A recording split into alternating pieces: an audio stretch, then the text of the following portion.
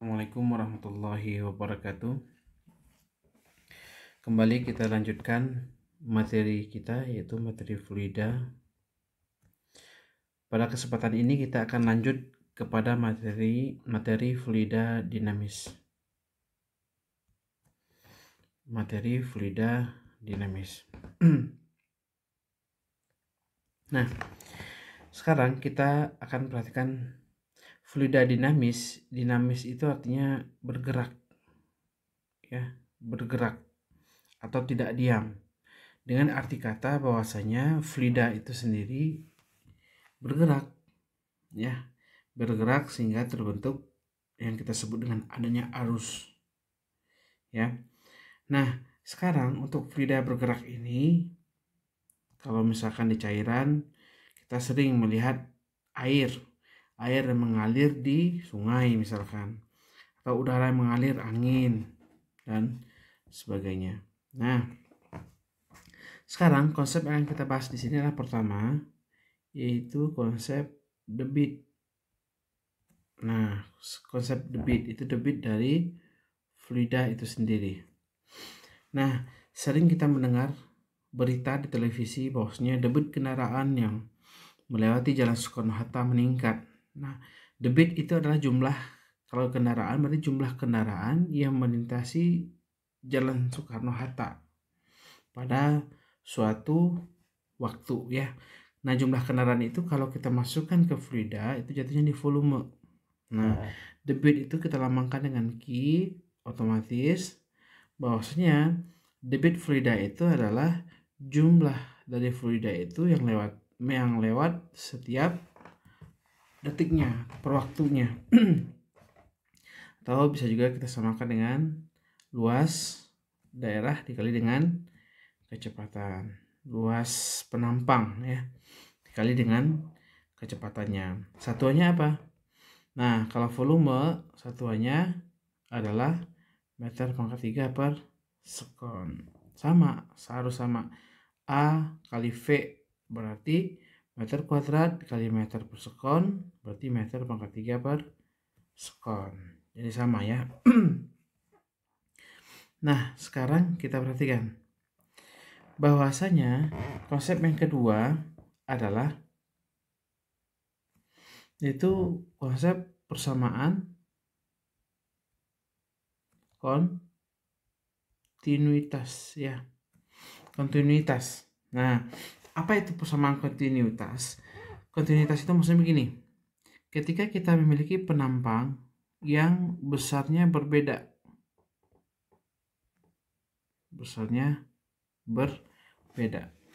Nah, kalau penampang ini besarnya berbeda, otomatis jumlah air yang masuk dengan yang keluar gimana? Sama atau berbeda? Sama, ya. Jumlah air yang masuk dengan yang keluar sama. Nah, cuma di penampang yang luas ini kecepatannya rendah karena luasnya besar. Sedangkan yang kecil ini, nah, kecepatannya kencang karena luasnya kecil. Maka jumlah air yang masuk setiap detik dengan air yang keluar setiap detik itu jumlahnya sama. Makanya Q1 sama dengan Q2, ya. Kenapa sama? Ya karena di dalam pipa tidak ada tempat penampungan. Otomatis berapa yang masuk ya segitu yang keluar, begitu. Nah, di sini berarti apa? A1 kali V1 sama dengan A2 kali V2. Nah, ini persamaan kontinuitas, ya. Ya, jadi A itu apa? A itu area, luas penampang. Sedangkan V itu adalah kecepatan fluida. Nah, kalau 1 berarti dia di bagian kiri misalkan, 2 berarti di bagian kanan. Ini A1, V1, A2, V2. Nah, begitu. Nah, berikutnya kita perhatikan konsep yang ketiga adalah yaitu asas Bernoulli. Ya, yaitu asas Bernoulli. Nah, kita lihat di sini. Seperti yang di atas tadi, ini pipa yang satu besar, satu kecil. Dimana tadi debit yang di kiri dengan yang di kanan sama. Nah, mana yang lebih cepat, V1 atau V2? Otomatis yang lebih cepat adalah V2 karena luasnya kecil. Sedangkan yang masuk di V1 itu besar, banyak jumlah fluidanya. Makanya untuk mengimbangi itu V2 harus kencang ya. Makanya V2 itu lebih besar daripada V1 gitu ya. V2-nya lebih besar daripada V1. Nah, begitu. V1 lebih besar, V2-nya lebih besar daripada V1. Nah, tekanan 1 dan tekanan 2, kira-kira lebih besar yang mana? Nah, yang lebih besar itu tekanan yang 1 ya, dibanding tekanan yang 2. Kenapa di yang 2 kecil tekanannya? Karena ini langsung bocor, langsung keluar. Sedangkan yang pertama itu dia nekan di sini ya, karena jalan keluarnya sempit. Makanya P2 itu lebih gimana? Lebih kecil daripada P1. Nah, itu asas Bernoulli. Jadi kita akan banyak bermain nanti di asas Bernoulli ini. Dan keempat, kita coba rekonstruksi yaitu persamaan Bernoulli. Persamaan Bernoulli. Nah, di sini ketika adanya perbedaan ketinggian, misalkan seperti ini. Nah, ada pipa yang dialirkan ke bawah misalkan. Ini misalkan saja. Ini luas penampang yang pertama ya. Ini V1 di sini. Ini luas penampang yang kedua, di sini V2, ini ketinggian H1. Nah, kalau misalkan lantainya kita groundkan lebih ke bawah lagi, otomatis H1-nya sampai ke bawah. Nah, ini H2, ini tekanan 1, ini tekanan 2 di sini. Nah, konsep dari persamaan Bernoulli ini disampaikan bahwasanya ketika P plus setengah rho V kuadrat, rho itu apa? Rho itu massa jenis ya, massa jenis dari fluida yang mengalir ditambah rho GH. H itu ketinggian sama dengan tetap atau konstan. Konstan itu apa? Artinya sama. Maksud sama gimana? Yang kiri otomatis sama dengan yang kanan. Maka kita simpulkan bahwasanya P1 ditambah setengah rho V1 kuadrat ditambah rho GH1 sama dengan P2 ditambah setengah rho V2 kuadrat ditambah rho GH2, seperti itu. Gitu ya. Nah, rho-nya sebenarnya dibedakan juga nggak masalah ya. Rho 1, ini rho 2, ini rho 2.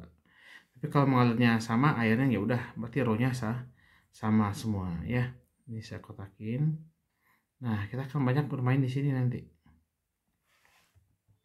Banyak bermain di sana. Nah, sekarang kita coba penerapan persamaan Bernoulli. Contoh yang sering muncul adalah misalkan ada pipa, bukan pipa, bejana ya, atau tong lah seperti itu. Tiba-tiba di sini bocor. Nah, berapakah jaraknya? Jarak jatuh air yang bocor ini dengan dasar tong itu. Di sini ada P1, di sini ada P2, di sini ada V1, di sini ada V2. Perhatikan. Ini adalah permukaan air. Permukaan air itu bersentuhan dengan udara. Tekanan udara P1 di atas. Sedangkan pas bocor juga bersentuhan dengan udara. Maka P2. Di mana P1 itu sama dengan P2, yaitu tekanan udara luar. Nah, sedangkan V1 itu adalah kecepatan si air ini turun. Si air tuh turun. Sedangkan V2 kecepatan si air ini keluar dari tong untuk memancar ke bawah. Gitu ya. Kemudian ini saya asumsikan sebagai H2. Gitu ya. Atau misalkan ini H1 juga boleh. 1, ini H2 gitu. Nah, sekarang kita kembali ke konsep persamaan Bernoulli. Itu P ya tambah setengah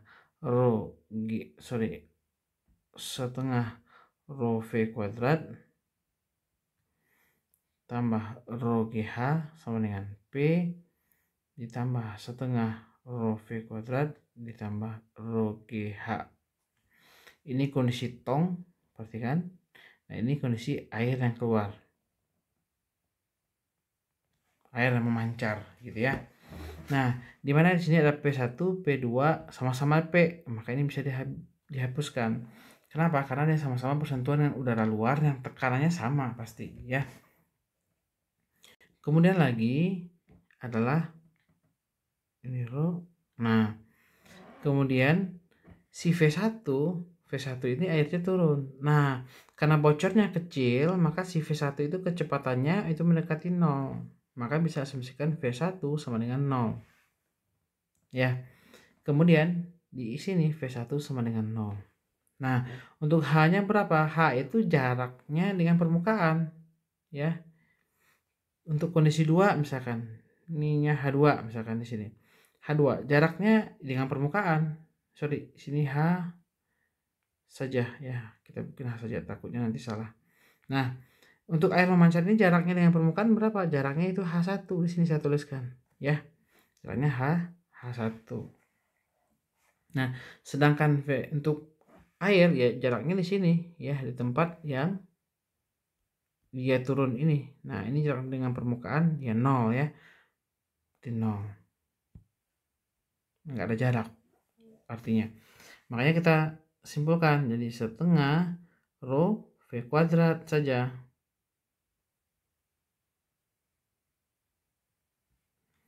Nah, setengah V kuadrat saja ditambah rho GH sama dengan setengah rho V kuadrat tambah rho GH.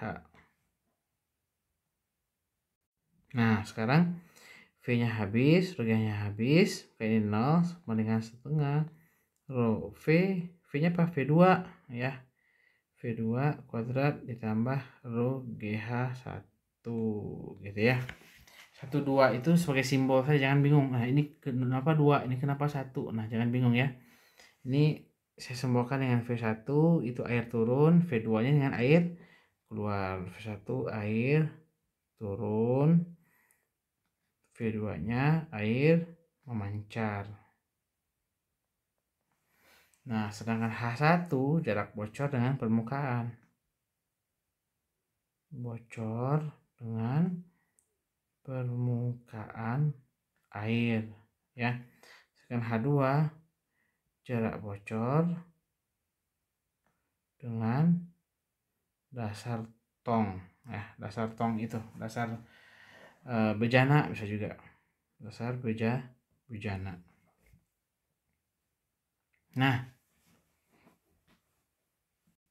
Nah, kita lanjutkan. Berarti di sini apalagi yang bisa dicoret? Rho-nya bisa dicoret karena dia sama. Pindah ruas seperti min GH1 sama dengan setengah V2 kuadrat. Nah, di sini ada minus, perhatikan. H1. Nah, gini. Kita kembali ke konsep vektor ya.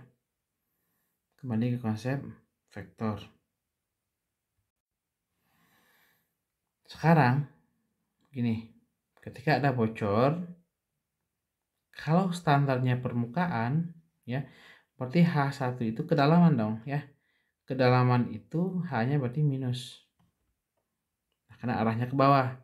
Nah, kalau ketinggian, itu baru dia plus. Nah, patokan dasarnya ini, ya, titik ini. Untuk H2 kalau patokannya adalah titik bocor, berarti H2 ke bawah itu negatif. Tapi kalau patokannya yang di bawah, berarti tinggi bocor itu positif. Gitu ya. Nanti kita lihat dulu. Nanti kita lihat lagi. Nah, berarti kondisi H1 itu adalah negatif. Si H1 itu nilainya negatif. Otomatis min G min H1 sama dengan setengah V2 kuadrat. Otomatis ini GH1 sama dengan setengah V2 kuadrat. Maka V2 sama dengan 2GH1. V2 akar 2GH1. Nah, Sekarang kita sudah memiliki kecepatan air yang keluar, ya. Kecepatannya adalah 2GH1. Nah, ini di sumbu X, ya. Ini di sumbu X. Otomatis ini menjadi Vx. Nah, berapakah jarak X-nya dari tong? Maka ada sumbu X, ada sumbu Y. Nah, kalau untuk sumbu X berarti dia GLB. Sumbu Y berarti dia GLBB. Sumbu X berarti Vx kali dengan T. Nah, Vx-nya kita udah dapat 2GH1.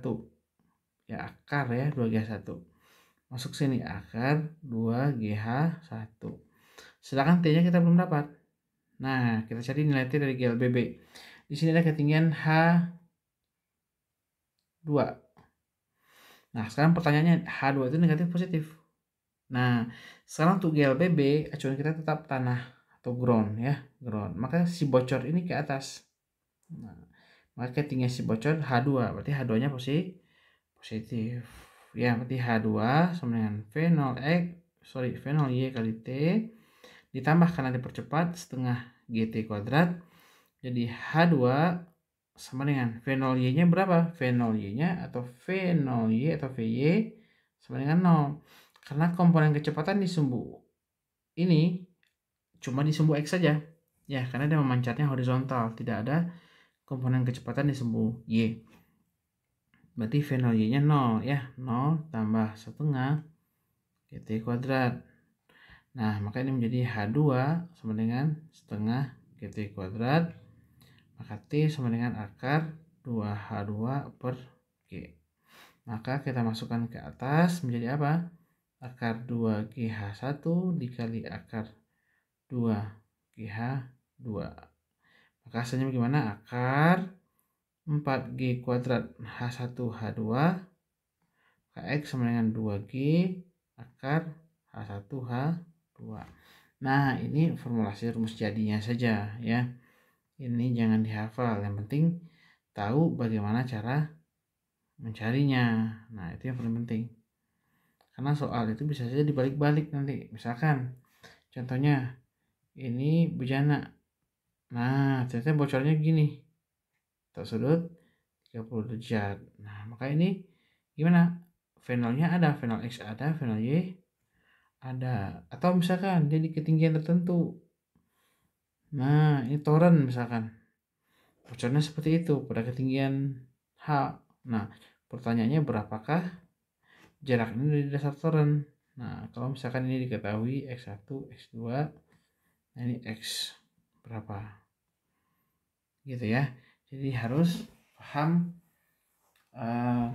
konsep utamanya dulu. Nah, kalau konsep utamanya paham, nanti bagaimanapun soalnya diputar-putar, insya Allah bisa gitu ya. Nah, yang berikutnya kita contoh berikutnya pada ini sayap pesawat terbang ya. Sayap aplikasi berikutnya ya, pesawat terbang. Sayap pesawat terbang. Nah, bagaimana aplikasinya di sini? Misalkan ini sayap pesawat terbang. Nah, pesawat itu melajunya ke depan ya. Melajunya ke depan. Nah, ini arah gerak pesawat.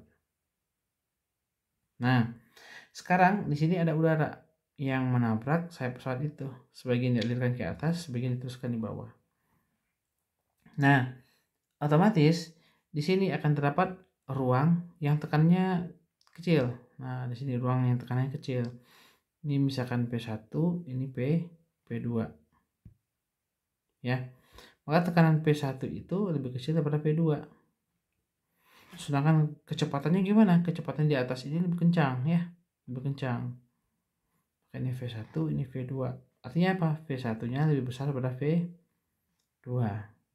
Ya, V1-nya lebih besar daripada V2. Sedangkan tekanannya di bawah lebih besar daripada di atas. Karena tekanan di bawah lebih besar daripada di atas, makanya pesawat itu bisa keangkat ke atas. Gitu ya, maksudnya seperti itu. Nah, sekarang kita akan tahu gaya angkat. Kemarin di fluida statis kita sudah membahas gaya angkat itu sama dengan tekanan kali luas. Nah, berarti luas sayap pesawat. Ya, luas sayap pesawat tentunya. Nah, sekarang perhatikan. Sebelum kita bahas ini, kita lihat dulu hukum persamaan Bernoulli. Berarti P1 ya. P1 ditambah setengah rho V1 kuadrat tambah rho GH sama dengan P2 tambah setengah rho V2 kuadrat ditambah rho GH. Ya, rho GH1, rho GH2. Gitu ya. Nah, H-nya ini hampir sama, makanya si H komponen ini bisa kita hilangkan ya. H1 dan H2-nya kita asumsikan sama. Nah, perhatikan tekanannya beda di bawah dengan di atas. Yang besar adalah yang di bawah. Makanya ruas kiri pindahkan aja ke kanan. Berarti 0 ya, 0 sama dengan P2 dikurang P1 ditambah untuk kecepatan yang besarnya di mana? Jadi besar di atas ya. Berarti tekanannya kita pindahkan ke kanan. Yang ada komponen kecepatan kita pindahkan ke kiri. Berarti setengah rho V1 kuadrat dikurang setengah rho V2 kuadrat sama dengan P2 dikurang P1. Setengah rho-nya kita keluarkan, V1 kuadrat dikurang V2 kuadrat sama dengan P2 kurang P1. Berarti gimana? Kita susun P2 dikurang P1 ya sama dengan setengah rho V1 kuadrat dikurang V2 kuadrat. Maka gaya angkatnya besarnya berapa? Gaya angkat itu besarnya berapa? Nah, kita perhatikan bahwasanya gaya angkat dari pesawat itu FA sama dengan F2 dikurang F1 sama dengan apa? P2 dikurang P1 kali dengan A. A itu apa? Luas pesawat ya, sama seperti ini. P kali A. Maka menjadi sama dengan P1 kurang P2 kurang P1 menjadi apa? Setengah V1 kuadrat kurang V2 kuadrat kali dengan A. Maka gaya angkat untuk pesawat itu sama dengan ya, yang tadi setengah V1 kuadrat kurang V2 kuadrat kali dengan A. Nah, begitu ya kira-kira. Kalau shape-nya 2 gimana? Tinggal dikali 2. Kalau shape-nya 4 gimana? Tinggal dikali dengan 4. Kalau besar atau luas sayapnya sama. Tapi kalau tidak berarti kalian cari satu-satu.